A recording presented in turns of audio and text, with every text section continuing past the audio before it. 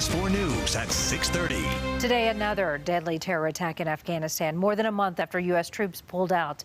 At least 30 people were killed from alleged suicide bombers. The war in Afghanistan officially ended from the U.S. standpoint after 20 years. Now, one of the first arrests in the war on terror involved a man from Denver, James Ujaama.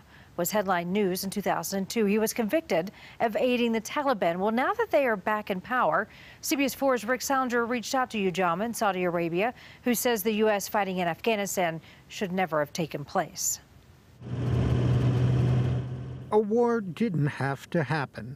Rather than a U.S. demand for the Taliban to turn over Osama bin Laden, James Ujaama believes if negotiations had taken place, things would have been different. There would be a negotiation process. We wouldn't just go in there and just and think that we're so exceptional that we can our way into taking the person that we want. Instead, he says what we saw was 20 years of war, continuing even after bin Laden had been killed. Now the Taliban is back in power after an unexpectedly rapid sweep of the country. Why do you think the Afghan government crumbled so quickly in recent days? Originally, the Taliban had lost the support of the people.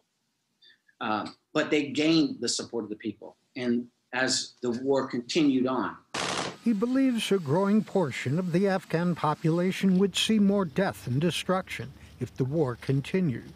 But now thousands have fled the country, remembering the harsh rule of the Taliban before. Hundreds are coming to Colorado. In Afghanistan, the Taliban are forming a government, and Ujaama wants the U.S. and other countries to recognize and assist them. My hope is that instead of all of the bashing of the Taliban, my hope is that we will see that we're not going to prevent an Islamic government from happening. Under the previous rule of the Taliban, women did not have freedoms they experienced after the U.S. came in. There is now deep fear women's rights are being lost. Ujaama takes issue, remembering the Taliban's first reign. I sat with a major Taliban figure, and he cried. He literally cried. I'm talking about tears in his eyes. He wished that he could send his daughter to school, but he can't guarantee her protection. But there are so many who fled the country as the U.S. pulled out, in fear of the Taliban turning back the clock for women and violent retribution against those who aided the American effort. Is it correct to call you a Taliban supporter? Do I support the Taliban? Yes, I support the Taliban if the Taliban is doing things that are good.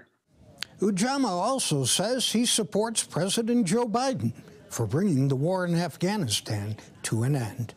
Rick Salinger covering Colorado First. Well, we know no crying over spilled